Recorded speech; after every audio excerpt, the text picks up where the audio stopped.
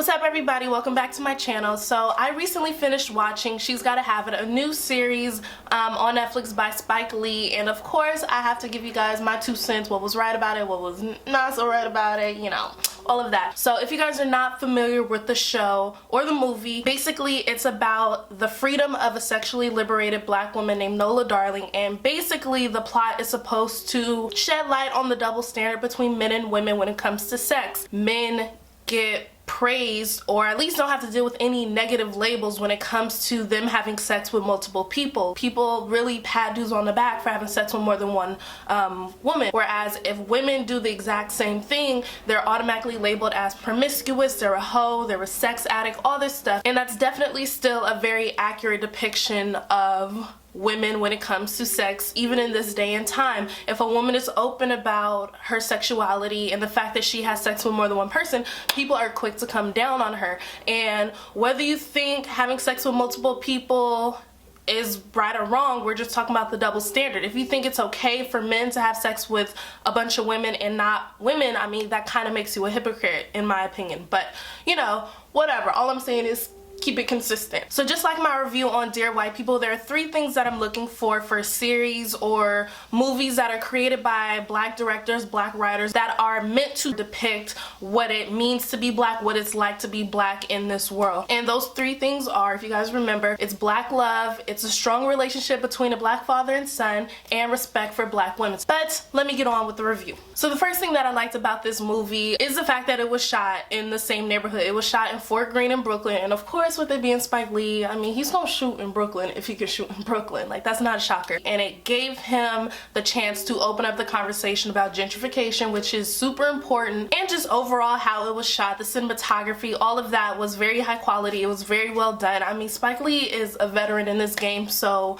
I wouldn't expect it to be low budget, low quality. The next thing that I liked about this series is the fact that he showed an updated version of the original movie. I was a little nervous about them doing a series based on this movie because the movie is so solely surrounded on Nola and her sex life. Doing a series based on just that, I was just wondering if it was gonna get too like blah. But he definitely expanded on a few topics which I think benefited him, but it also kind of hurt him, and I'm gonna get into that a little bit later. So he talked about gentrification, which was definitely a very big topic throughout this series. So was catcalling and street harassment. That was a big one. He also touched on the image of black women, their body image, whether it's through art or if it's through reality TV and strip clubs, music videos, all of that. He talked about the N-word. He briefly talked about the national anthem. He talked about the struggle that mixed people or mixed kids deal with, you know, identity issues. He also touches on the struggle of being an artist or creative and living on your own, especially in a city like New York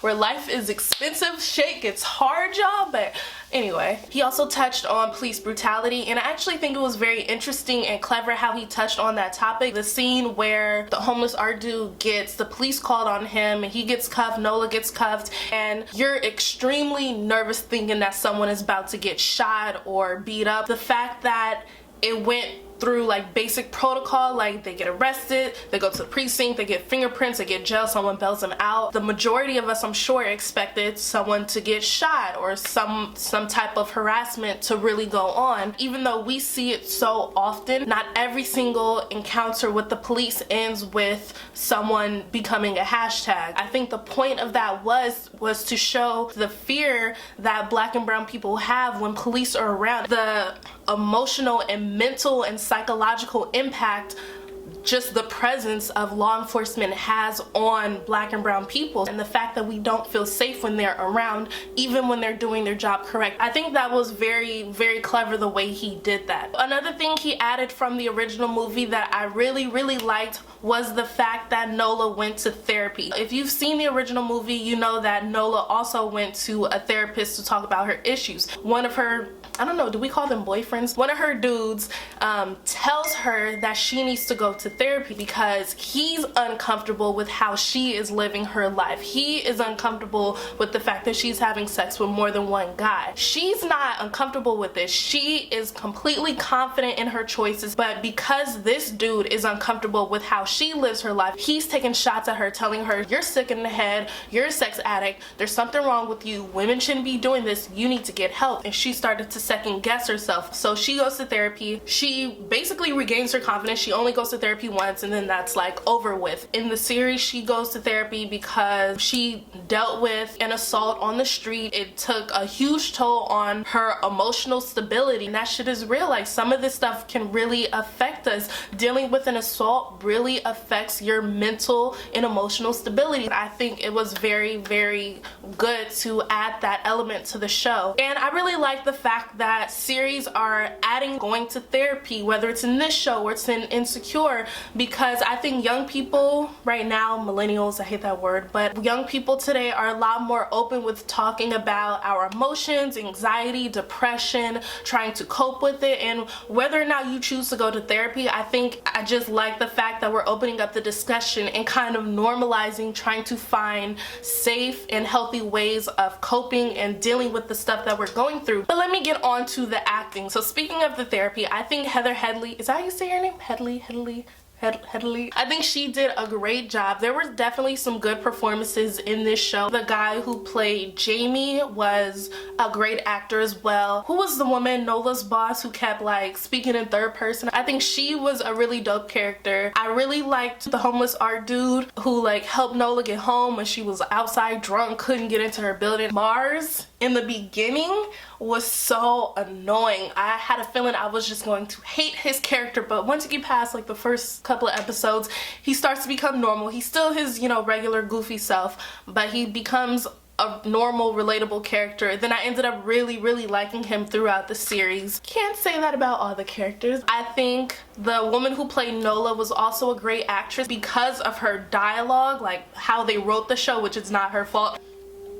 Kinda was up and down for me. I like the fact that there were some cameos from the original movie. There was a scene in the series where they're at the art show and old Nola pops up, you know, from the movie, and new Nola's like, hey, you look familiar, and old Nola's like, no, you don't know me, and she's like, are you sure? But I thought that was a cute little interaction. The girl who played Nola's ex-roommate in the old movie, I'm pretty sure was Nola's mom in this series. I feel like there's some more that I'm missing, but I can't think of off the top of my head. Another really big thing that I liked, the music selection. The music selection was so good, and I like the fact that after every song was used for whatever scene, they showed the cover art, and it wasn't just like black music, black musicians, like it was really all over the board, and I think the music selection was really good. He drops the soundtrack, like I'm copping that, like the music was good. And then the last overall thing that I like about this show was just the simple fact that I really love seeing black women taking the lead on show, taking control of their lives, being in charge of their destiny, being in charge of their life, whether it comes to their relationship, their artwork, or their career. Now, the things that I didn't like, you guys' favorite part of my reviews. Y'all love when I talk about all the shit that's wrong. Like, you guys don't like the positivity that I put. Anyway, first off,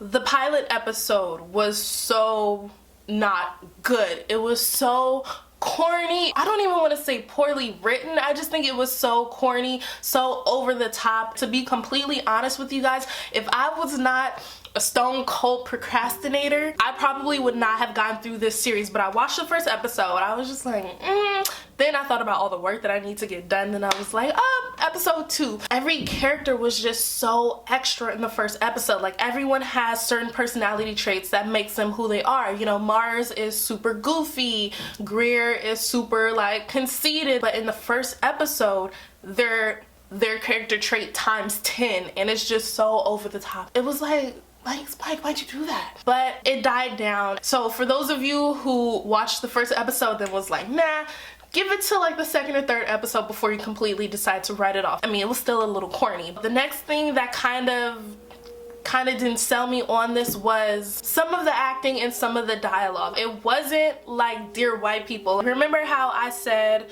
it seems like they wrote the script and then they just plucked in a few words from Urban Dictionary? I got a little hints of that, and this mostly came from Nola. Some of the things that she said and some of the references she made, just, it didn't click, it didn't seem natural, it didn't flow, but it's not as bad as like Dear White People. And then there was Greer's character. Greer's character really threw me off because he gave me super gay vibes, and I don't mean that in a negative way, like live your life. I don't know if he's gay in real life or not. He's supposed to be someone who's in a relationship with Nola, who loves Nola, who's so sexually attracted to Nola, but when he was talking and when he would, like, his mannerisms, all I kept thinking was, this dude is probably gay. I don't know. I can't say that his performance was that great. So the next thing, the overall development of Nola Darling's character. They definitely expand her character from the original movie. The original movie, again, is just about her sexual relationship with these three men. This movie expands on Nola in so many different directions, which is good, but then again, this is why I said I think it kind of hurt it. They show Nola going through so many different things that it's hard to follow her as a character. The main premise of the show is still supposed to be about her sexuality as a woman, whether it's with these three guys or if it's with that one chick with the kid, how she labels herself, a pansexual, you know, all those words that I don't remember. When you think about all the drama around Nola's character, the majority of it isn't even like connected to her sexual being, you feel me? When you think about all the main issues Nola's facing, and I mean real issues, it's not even about the fact that she's having sex with three dudes. She has like 45 jobs because she can't really like pay her rent, getting her art out there and getting accepted by the art community. Street harassment, gentrification has nothing to do with the guys that she's having sex with. So I feel like it kind of takes you away from the original plot of She's Gotta Have It. We get so carried away with all these different like elements of Nola's life that it gets really muddy. I guess we will have to see how it plays out in season 2. Okay, the last thing that I just did not like about this series, the butt injections. In the beginning, I was really happy that they added this element to the show. I love the fact that they were showing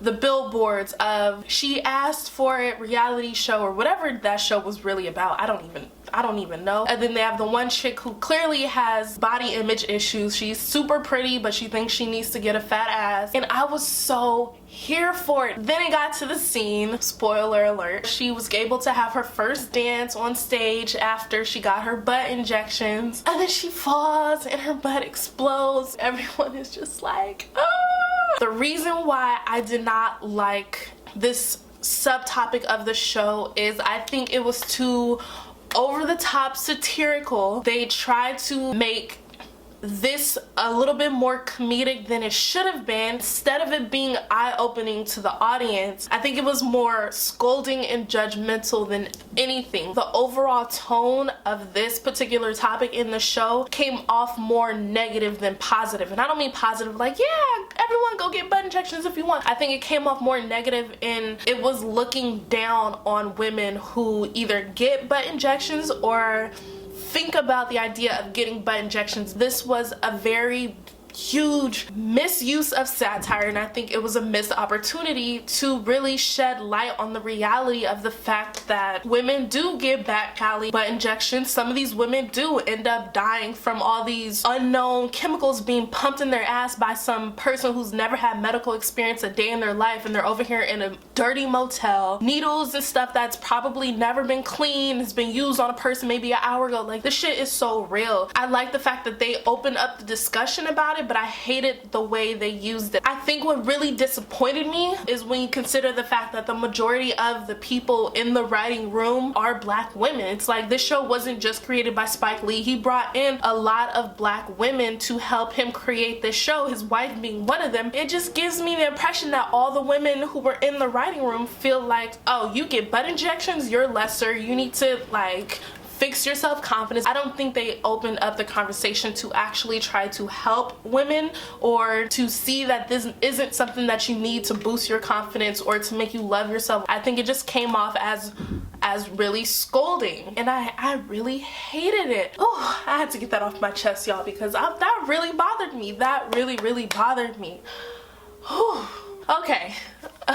Okay, so my overall thoughts of this show, I'm sorry, I'm still thinking about the butt injections. I definitely like this show. It was definitely better than Dear White People. I don't think it was better than like Insecure or Atlanta. If they drop a season 2, I'm gonna watch it. I'm not gonna like break my neck to go watch it, but I'm gonna still watch it. I feel like that was a little bit of shade thrown. I'm not trying to throw shade, y'all, but I'm sure a lot of people have a lot of negative things to say about Nola's character, what it represents. It really does not feel unconventional or weird to have a character like Nola on screen anymore. When you see shows like Insecure and Issa going through her whole phase, I haven't actually seen Being Mary Jane or Scandal, but I've heard about it, or even seen the success of movies like Girls Trip. I just like the fact that black women can be free and have sex. Of course, I want you to be safe and don't really just be throwing your cat at anybody. We can be in control of our bodies, and the narrative of black women when it comes to sexuality, when you see this on TV for white women, they don't get the same narrative. There are shows like Sex and the City. There are movies where white women go out and do the same thing as Girls Trip. There was a movie where it was basically a white version of Girls Trip. I think it came out around the same time, but nobody gave a shit because the shit wasn't funny.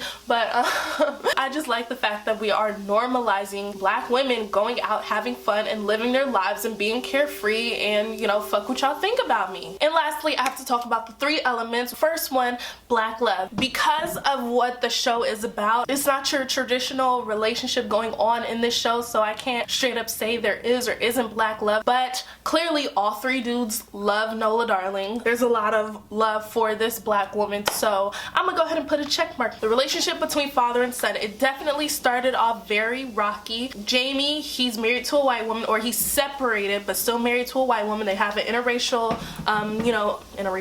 a mixed son, and he's dealing with some serious identity issues. He's around white people at his school. They make a music video where they're all in blackface and wearing shirts that says nigga, and they're all saying nigga and all this stuff. They start to come together. He gets to a point where he kind of has to choose between being with Nola, which is funny because he's with Nola but he ain't with Nola, but being with Nola and being a legit father to his son. And of course he picks his son, thank God, as you should. So I am gonna put a check mark next to strong relationship between father and son. It started off rocky but definitely got better. And lastly, respect for the black woman. Now, the show is supposed to expose how black women are being disrespected through art, through reality TV, you know, on the street, in relationships, because although all of them loved her, they all wanted to be with Nola, they were all disrespectful to Nola in one way or another, mostly surrounding her little black dress, that stupid dress that she spent $500 on when she probably could have got it for 20 bucks at Fashion Nova. They were all disrespectful in the way they treated her based on how she was dressed. Clearly,